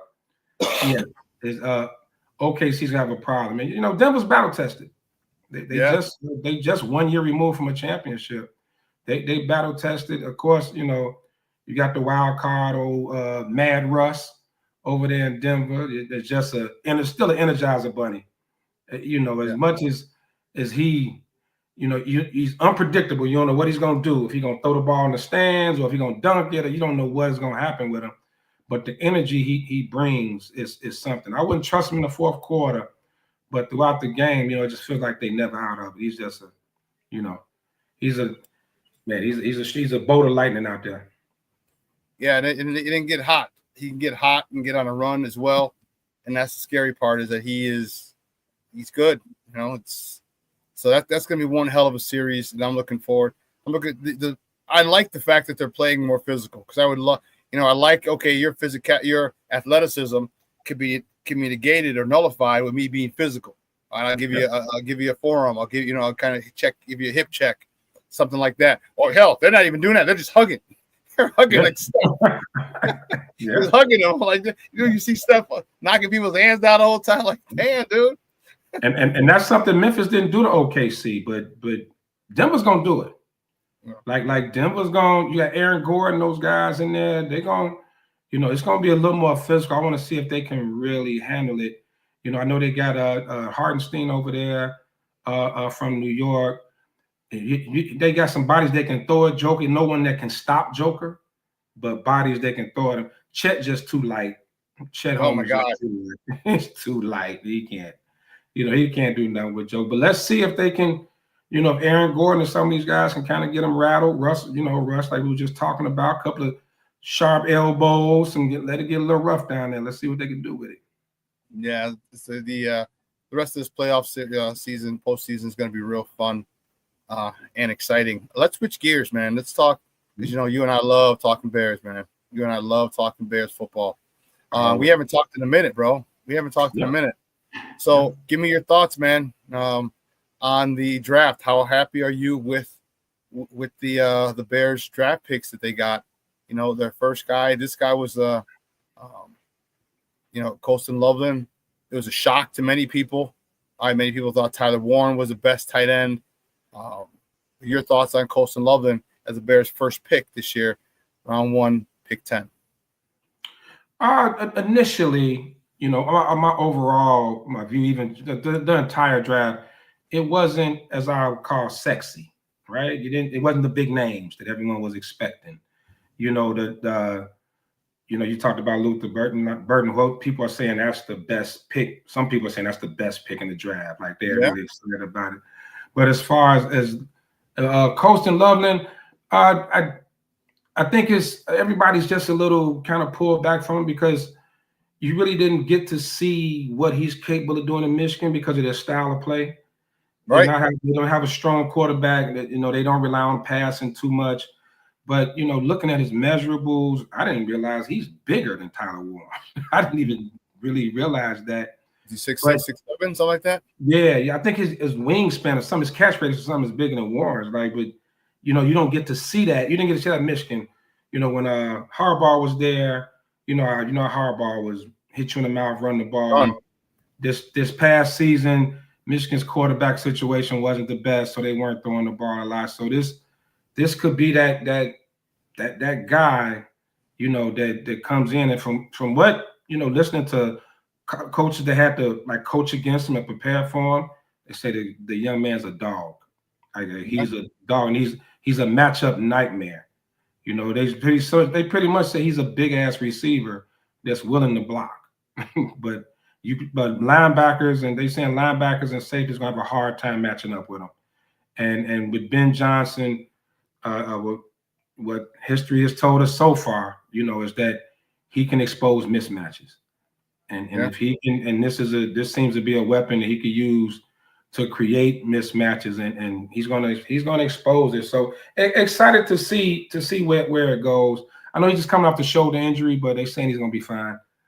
But yeah, like I said, it's not it wasn't the sexiest pick. It wasn't, he wasn't one of the guys that they were talking about, the Tyler Warrens, right.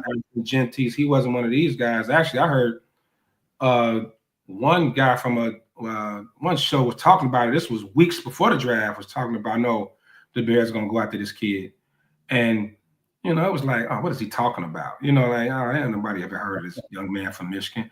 And then even after the draft, they were saying there were teams that were about to trade up. If Loveland would have failed, they were ready to trade up to come get him. So, hey, I got to go with the guys who get paid for it. If they see something that's special in the young man, then I'm all for it. Yeah, and he was a guy that, if Ben Johnson is the guy that you want to create the offense, to give him the players he wants. I think he knows better than anybody the type of talent that is going to flourish in his offense. So I was like you, I was very underwhelmed. And then I started thinking about it like, man, if he's going to cook dinner, let him get the groceries, because that is completely a Ben Johnson pick. And I love it. I love it. And then remember, when he was at Michigan last, you mentioned it a moment ago, the quarterback situation sucked. 2 years ago, he won a national championship. He had more in his national championship season as far as stats than Tyler Warren had his first 3 years at Penn State in that 1 year. All right, more yards, more touchdowns, because he had a quarterback. He had JJ. All right, this goes to show you how important it is. Now he's going to have another good quarterback, and hopefully he does well. So, I like it. I've watched him. He the thing I see he is smooth. His routes are smooth. The one thing that I really see that I love about him is he's got a great feel. Like whenever there's a zone coverage, he knows how to find a zone and sit in it very Travis Kelce-like. And that's going to be huge for Caleb. When you got a guy who can find the soft spot in the zone, second nature, and you just hit him, you look for him, and just move the chains. That's all we need to do. I don't need a 35, 40, 50, 80-yard touch. Just move the chains. Move the chains, and that's what this guy does. Hey, and he definitely fits the Ben Johnson no block, no rock thing. Because if like we were talking about with defense and basketball, blocking a lot of times effort.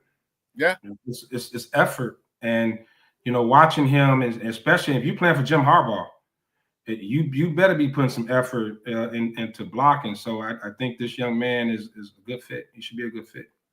Yeah, you said the second round pick was a guy I think it's kind of threw them off because he was still there. I think is where they're going to take a running back. But Luther, it reminded me of 48 Hours. Luther, are you angry with me? Luther Burden, the third. Man, this dude got some go. What do you want, like a 4.38, something like that? Yeah. About 6 foot, 205. A Deebo Samuel's type guy with wiggle. Give me your thoughts on this guy and what he can do for this offense. I tell you, Shawn, I was like most, was kind of blown up. They didn't go after a running back, and I was like, "Who is this young man?" We don't get to see a lot of Missouri football up here, right? Yeah, exactly. But after they drafted him, and everybody kept talking about him, man. Of course, that's why we got YouTube. I went on there and pulled up some of this young man's highlights, and I got a little excited. I'm telling you, I got a little excited. Everything you said is spot on, man. Like what he can do with the ball, the yards after catch, you can line them up in from the backfield to the slot, to the X to the Y. Like you can put this young man everywhere. Almost making me think in another year or so, DJ Moore may be expendable. It could be. But he has the size, definitely has the heart, and everybody says the first, they had first round grade on him, and now we know why Antoine Randall was so excited.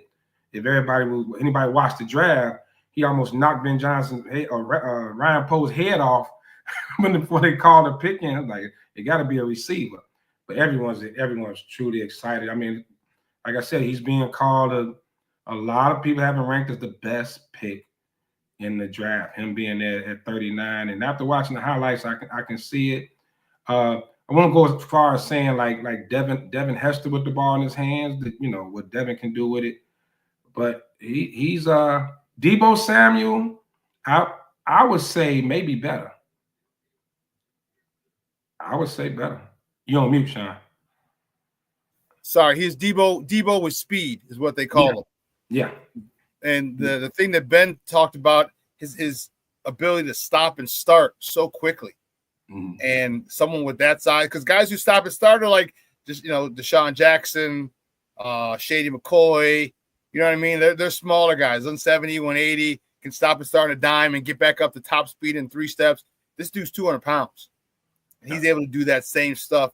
And you said you wouldn't watch the highlights. You saw them highlights. He got a guy chasing him, stop, turn, go the other way, leave him in a cloud of dust, and just gone. I'm gone.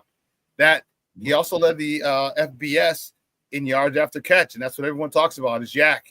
And think of the things that's how much of a benefit that's going to be to Caleb. Just get him the ball. His yak is going to be awesome. And then his speed, you're going to have a lot of people chase him. So I love the pick. I think, again, that's where they would have wanted to get a running back, but, he fell to them. So they're like, you got to take our, and they talked about it. Ryan Poles is staying strict to our board, discipline to our board. If this guy was up there, you talked about not non-sexy picks.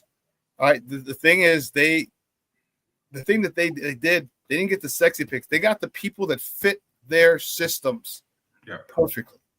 And sometimes those are the better picks than the big names that everyone's talking about. If this guy fits your system perfectly, well, then that's just as good. It's better than getting the big name because this guy is going to flourish in your system. This next one is one I want to get your thought on this because this dude, let me get your thought on this. Shamar Turner, defensive lineman, Texas A&M. He was a defensive end. He was a monster. Then they asked him to gain a little weight, get a little fat, and move inside. He was a monster inside. All right. We're not sure exactly what they're going to do with him. Are they going to ask him to lose weight? And then maybe that might not happen this year. It might happen next year. Hey, you play inside this year, and then next year, if Aaron Booker doesn't and Obaid or Vango don't really don't work out, you lose some weight and go back to the edge. Give me your thoughts on Shamar Turner, kid out of Texas A&M. First thing that come to mind is nasty. Yes. Nasty. Ooh, nasty. Dude, that the hair on my arms stand up. Man, nasty. There's another one. Like you say, with these not being the sexy picks, you have to kind of go to YouTube and kind of check out these guys' highlights and kind of do your own little scouting report on them and seeing the strengths and weaknesses. But oh my goodness, like this guy is a dog. Like this young man is gonna get after it, and having a mentor like Grady Jarrett there, that's gonna be huge for him, man. Like let's see how coachable he is. But like you said, if he was willing to put on weight, to move inside, he seems like someone that's coachable, is willing that wants to get better. But he definitely has the physicality and he has the mental. Like he's nasty. And with him, Javon Dexter, Grady Jarrett, Big Billings back, that could be a mean rotation in there. And then Dennis Allen, his defenses, he believes in pressure up the middle, even more than the edge. He likes to collapse that pocket, and this young man can do it. Yeah, he got me excited when they got him. And you took the words right out of my mouth. His by Grady Jarrett. This guy, Grady Jarrett, reminded me of a John Randall, the dude who just monsters power, a little undersized, but just had a motor that would not stop. Yeah, and that to me, that was Grady Jarrett his whole tenure in Atlanta. And then you got a young guy like this. I like the fact that he punched a dude in the balls. All right. Yeah. Give me a jerk like that, because I'd rather have to reel someone in than try and hype somebody up. You know what I mean? Like, he plays with an edge. He plays with an attitude. We haven't had that kind of jackbag on our defensive line. And, man, I really can't remember when.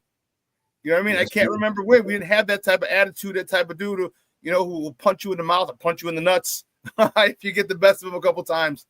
We haven't had that. I think that attitude, being mentored and guided by Grady Jarrett, is going to be really, really helpful. And it's gonna take Javon Dexter's game to another level, because you got to step up. Now they got a guy, he might be playing your spot.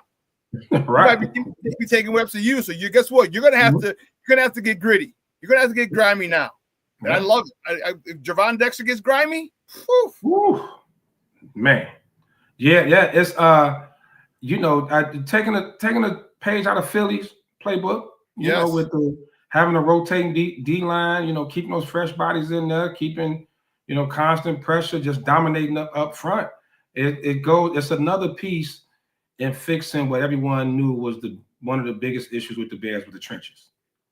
And to get a guy like this, offense and defense, we know what they did in free agency on offense, but to add him to add this young man to the mix, I think is a good move, exciting move, especially with with Grady Jarrett. He kind of seems like a younger version of him. Yeah. You know what I mean? So what better way, stretch transition? We don't know how many more years Grady Jarrett has to play. And that's the other thing too. You're looking at they can contribute now and the future.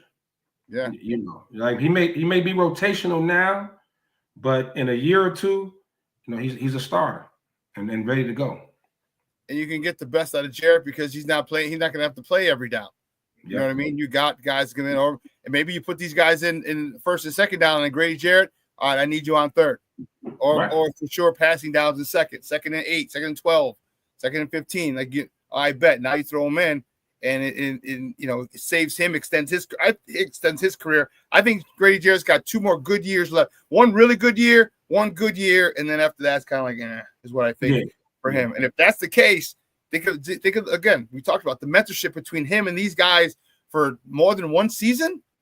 Whew. Yeah. Teach them how to be professional. Teach them how to go about their business, how to eat, how to, you know, all these things, you know, and getting these youngsters adapted to this next level of football, you know, so they can maximize their potential. And let's keep it real, maximize their earning potential. Because you play well, man, the checkbook's going to open. I'm going to be the Bears, but somebody's going to give you that money.